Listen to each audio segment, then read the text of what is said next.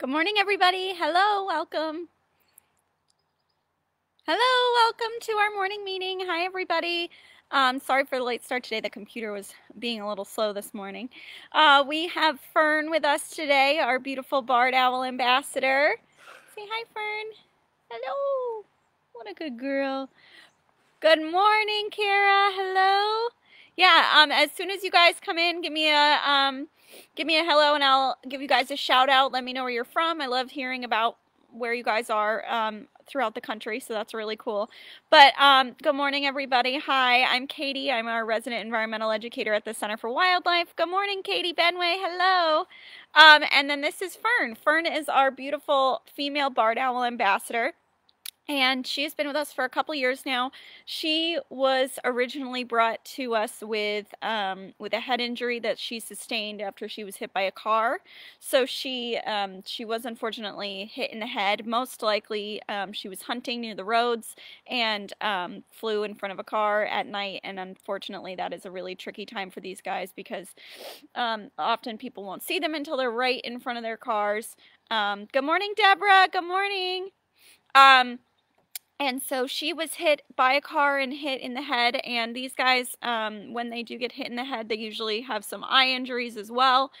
So she does have some eye issues, but her main disability is neurological. So she has a hard time understanding, that people are supposed to be predators. Something that we noticed with her almost immediately was that she was not nervous about people. You guys can see she's not at all scared to be sitting with me right now, and we didn't have to train her to do this. This wasn't a gradual thing. She all of a sudden one day was hit by a car and then kind of became that way. That part of her brain kind of shut off. So we had her in with 5 other owls at the time, 5 other barred owls. We got a bunch that winter, and she would sit on the ground while the rest of them were flying around trying to get away from us. She would sit on the ground and kind of just look up at us and stare. So we figured out pretty quickly that she was not releasable.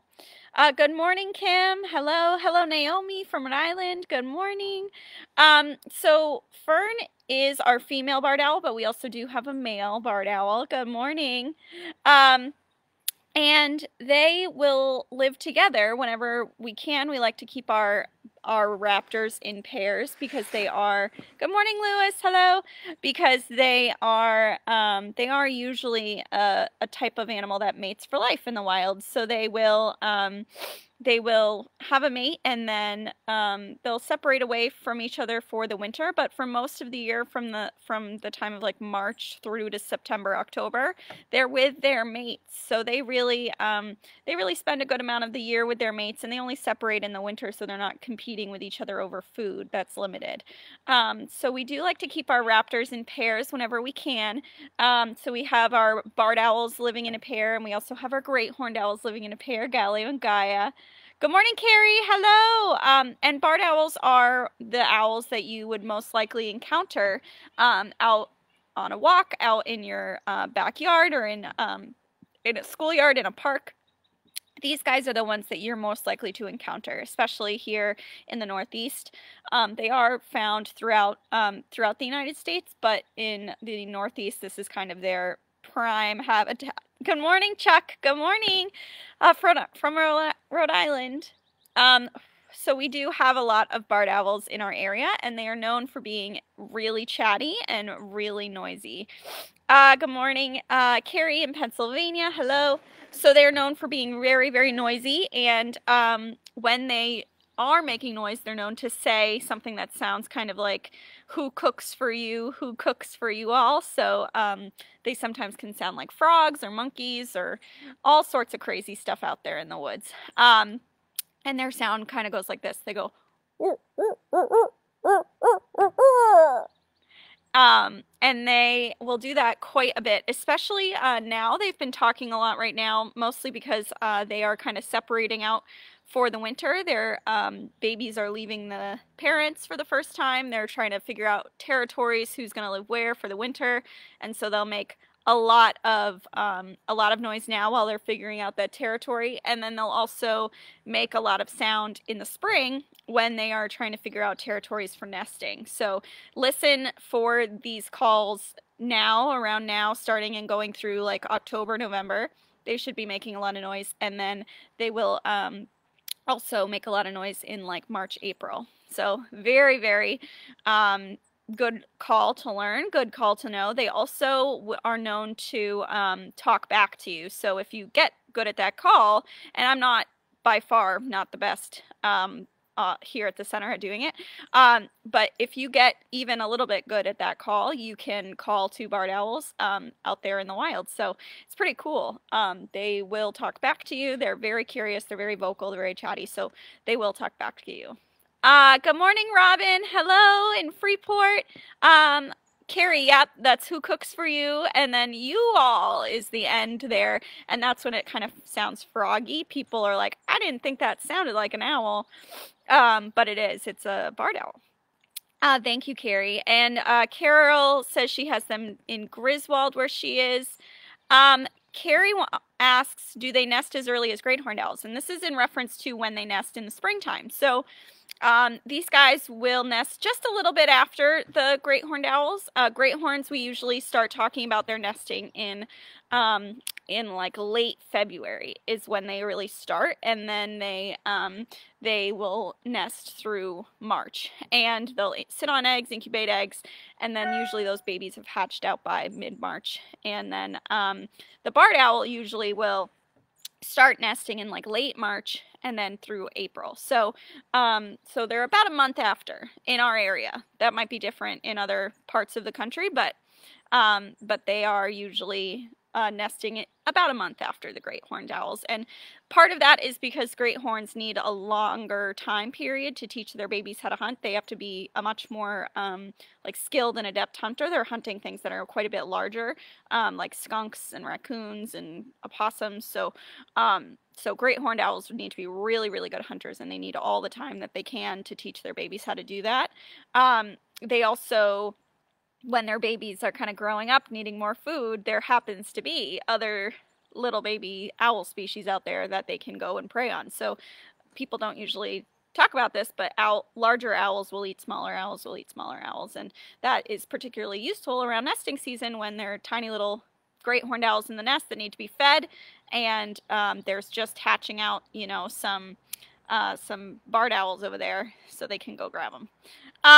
Thank you, Carrie, for joining us. Thank you so much for joining us. Fern is very quiet, and I don't hear her talking as much as I hear Byron talking. Her mate, Byron, is very chatty, and that's pretty normal. That's pretty typical.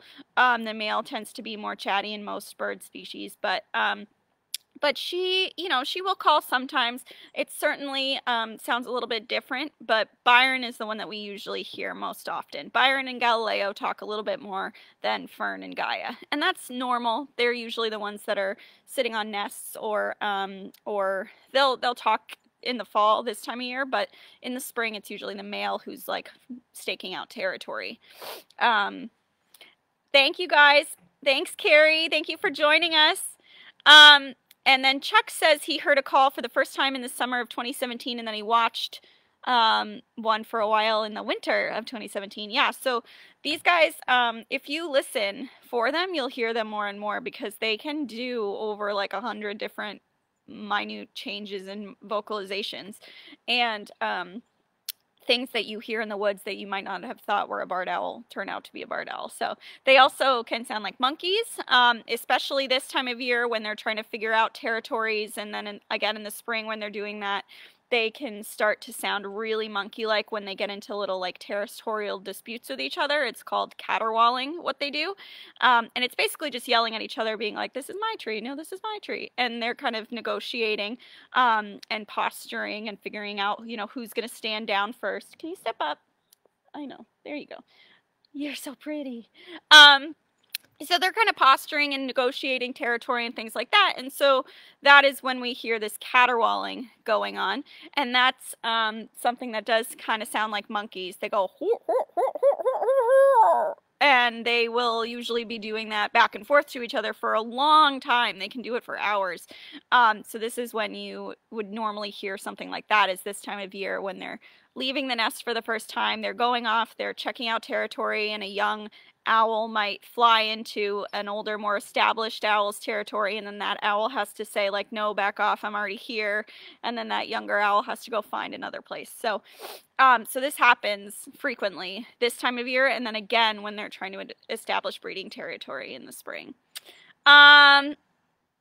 Yeah, Chuck, so owls in the wild do nest earlier than other raptors, in our area anyway, and this is mostly because they're here. They don't have to migrate back. A lot of our raptors are migratory, so most of our owls stay here year-round. Some migrate through, like our long-eareds and our short-eareds, but our bards and our great horns are here all year round, so they nest pretty early. They get a jump start, and then these guys, as long as they can keep themselves well fed and keep that like furnace of their body heat going, they're able to incubate eggs at 100+ degrees when it's negative temps outside. It's really incredible. So these feathers do a lot of insulating for these guys. They are very efficient at keeping themselves warm. That's why we make pillows and comforters out of goose down, right? Because downy feathers are very, very good at insulating, because they add a lot of volume, so that's a lot of space for air to get trapped close to the body,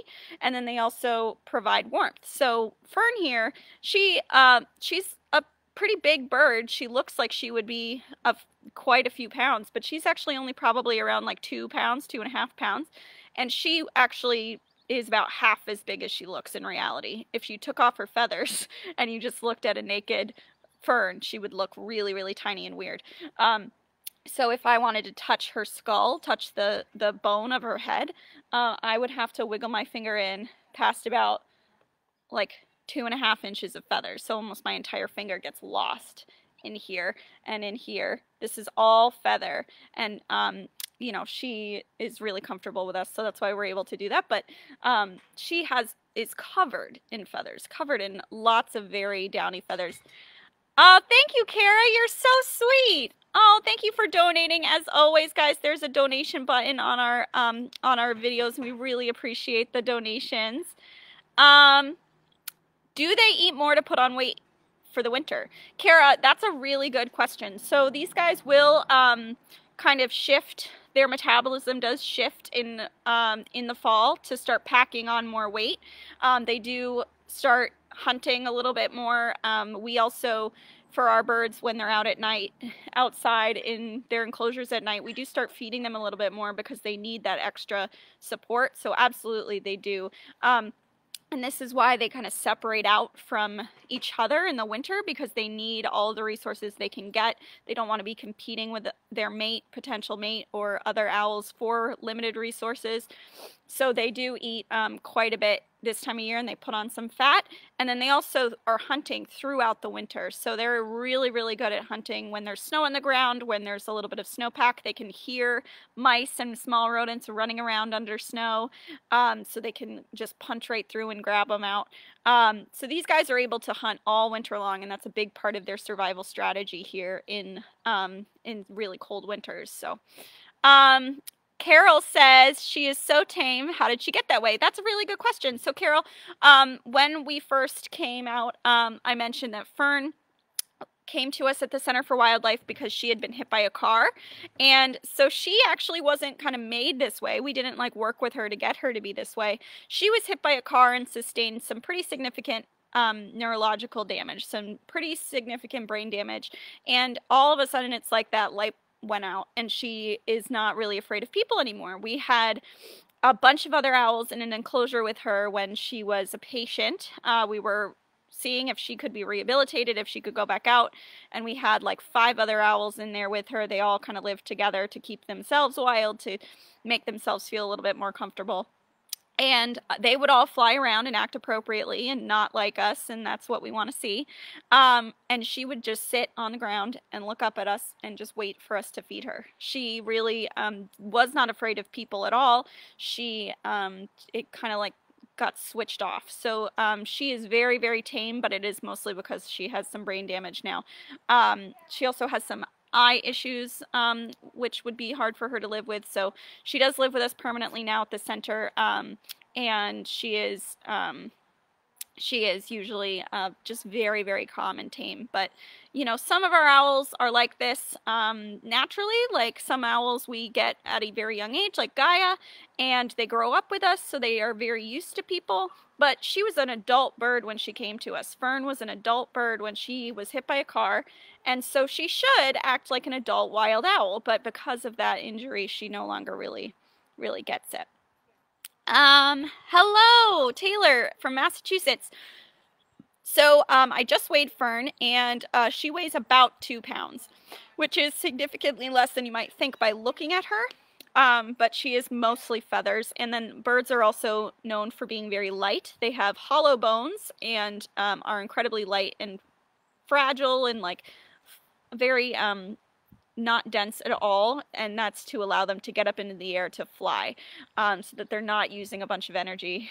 She's looking behind her. Yeah. So that they can fly and be efficient when they fly. So that's a good question. She weighs about 2 pounds.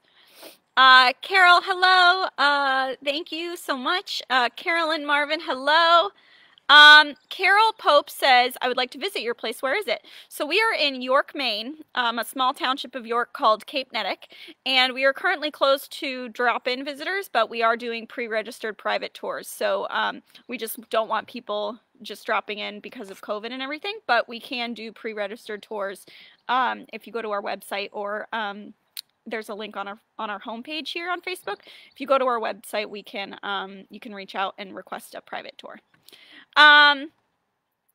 Yeah, so Chuck, so when amphibians, Chuck mentions that the diet in the wild switches from mice to amphibians, so that's a really good point. These guys are really good generalists. They're really good at eating whatever is available at the time, and they're not particularly picky. So in the winter, what's most available are these small rodents that are running around. But their preferred food, their favorite thing in the spring, is when all of the amphibians, salamanders, frogs, return to the vernal pools that they live near, the little, you know, ponds that form in the woods. They all kind of swarm these ponds. They start breeding, and these guys just go ham. That's what they use to feed their babies. That's how they keep themselves fed through breeding season.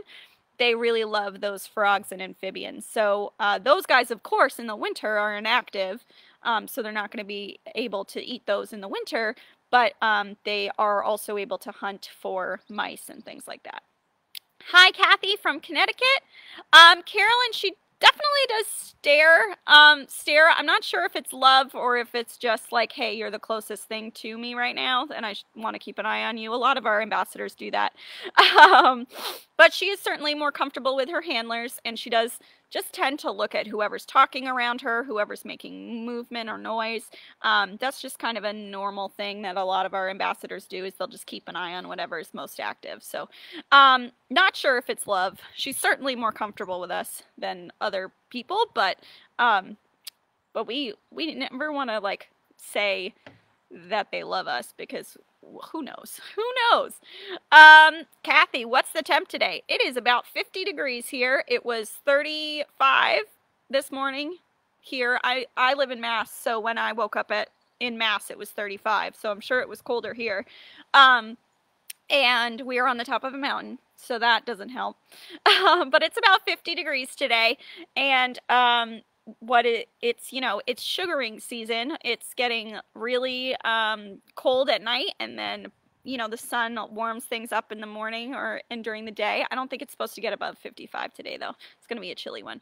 We moved Artemis, our little saw-whet owl, we moved her into our Ed Hall because she is older and having a hard time dealing with colder temperatures as she gets older. Just like people, she has a hard time keeping herself warm and thermoregulating now that she's a little bit older. So she's in our Ed Hall with some heat blankets and pads and stuff, and then like Elvis, our snake that lives in the Ed Hall, he moved inside into the building because it's too cold for him in the Ed Hall. It's too cold for Artemis outside, so we're trying to keep everybody comfortable, and the winter is always funny. I will go home and check the temperature before I go to bed, and that's always a disaster because I'm like, I can't do anything about it, but it's really cold. And we will usually bring in like our migratory birds, like Maeve and Grace. We'll bring them inside at night when it gets below a certain temperature. When it gets really, really cold, we'll even bring in like Perry and Lucy because they're migratory somewhat. So we are always keeping our eye on the temperature, not only for our ambassadors, but also for releases. So a lot of the animals that we keep here as patients, we try to release when it's optimal for them. So if they're a nocturnal animal, we'll release them right around like 4 o'clock in the afternoon. But if it's going to rain or if it's going to be really cold at night, we don't want to release them and have them go out and have a hard time immediately. So we try to keep our eye on the weather. Kara. Oh, I know, Kara. So if Kara's mentioning that if you see these ambassadors through the months as we've been doing these meetings, they change a lot, and a lot of them molt. A lot of them will look scruffy, and then, okay, so Fern now looks beautiful, but a month ago she looked really, really hard to look at. So they molt throughout the year, and they will usually molt once a year, kind of after that breeding season is over. They want to look nice so that they you know, get a mate. But then once the breeding season is over and they've had their babies are a little bit older, they'll molt in the summer, especially when it's really, really hot. That's a good time to do it. So they do absolutely, they change throughout the season. And you guys have gotten to see that from the spring through now. I know, it's so cold, Katie. What do her eyelids look like? Carolyn, her eyelids look kind of like ours. She actually has 3 eyelids. So she has a top lid and a bottom lid like we do, and then she also has a third one that comes across that protects her eye. And that's called the nictating membrane. So she has, you know, similar to ours. They don't look too much different from ours. They're just covered in feathers. So they have little eyelashes, but they're like feathers instead of eyelashes. It's really cute. Oh, Katie, you're so sweet. Priscilla, good morning, Fern. You're as beautiful as always. Yes, you are. Yeah, Chuck. So Chuck is just mentioning that they do have silent flight. These guys are amazing at hunting at night. They're incredible. Part of their hunting strategy is hunting in kind of a stealthy way. So they want to be able to kind of sneak up on their prey. And at night, things are really quiet. There's not as much wind or birds singing or anything like that. So these guys try to be as quiet as they can. And that means that they're going to flap their they flap their wings and less than other birds would, so they flap and then glide to kind of limit how much wind they're making with their wings. And then they also have this really cool adaptation on their wings that kind of cuts through the air and reduces the amount of noise. So they have this really cool, I'm not sure if she'll let me show you guys, this really cool edge to their feathers. If you guys can see, I think it was kind of showing up right there on the edge of her feathers.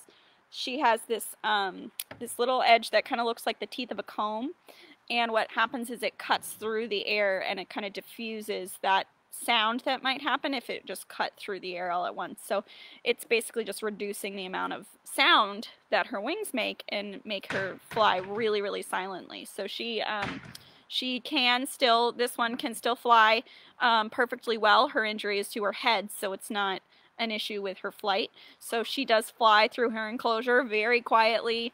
It's kind of eerie. And yeah, so she can fly very, very well. Kind of like, oh yeah, so Katie's just talking about how their molting once a year is kind of like us not getting our hair cut for a year. I definitely do that. I let it get way too long and then I just get sick of it and chop it all off. Kara asks, does she act differently toward people when she's fostering babies?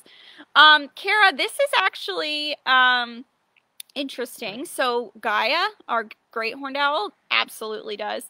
Fern, I think because of her head injury, doesn't always act normally. But what was interesting is that when we had the baby barred owl in there with her for like, she was only in there for like a month, but she was in a crate in the enclosure, and Fern would go at night and like hop on top of the crate and like peek down into it and be like, what's going on in there? And then she'd sit on a branch looking into the crate and like look and investigate. So she was aware that there was something in there, and I'm sure the baby was begging and calling and making all sorts of noises.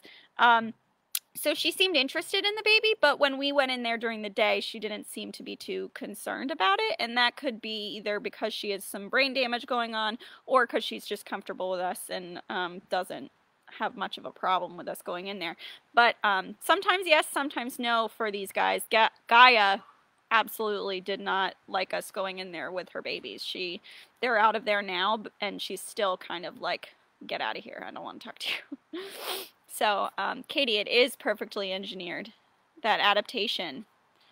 Millions and millions of years of coming up with the just perfect design. It's really cool.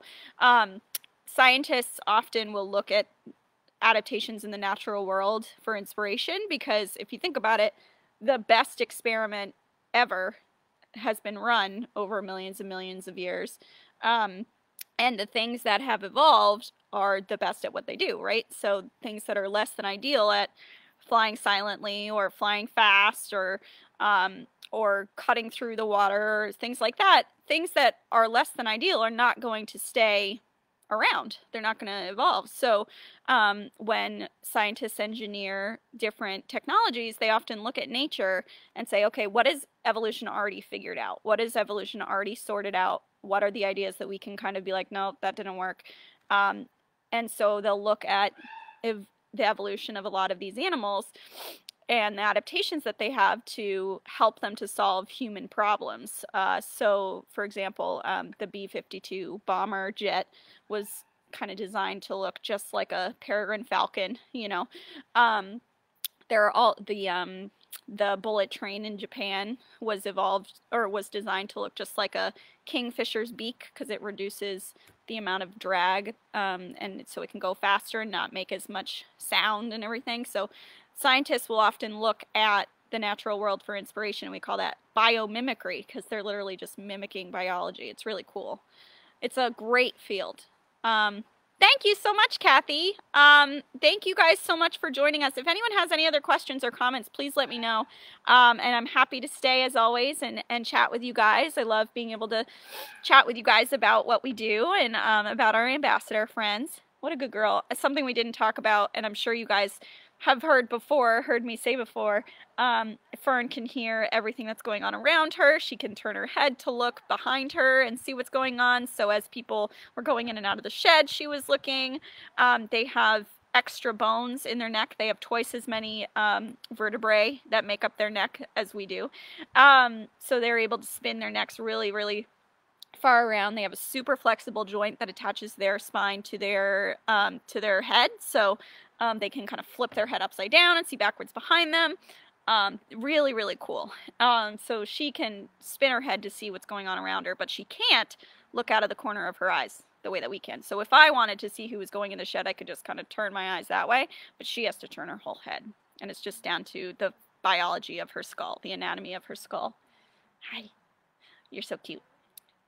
I know, Chuck, it's so cool. So everybody's adapted to do what they do best, right?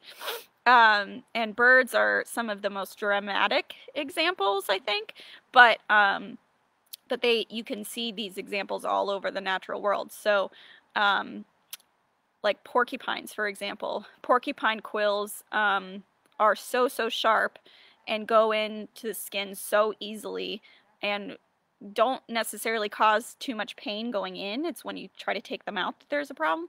So they've looked under a microscope at porcupine quills and have tried to kind of mimic that in needles, in hypodermic needles, so that people can experience less pain when they get a shot. So it's stuff like that, stuff that, you know, that quill is super sharp, so it goes into the skin without very much force, and then it has a hard time coming back out. Oh, thank you so much, Priscilla. That is so sweet. Thank you for donating. We really appreciate it. Thank you all so much for watching. We have a really lovely time doing these videos.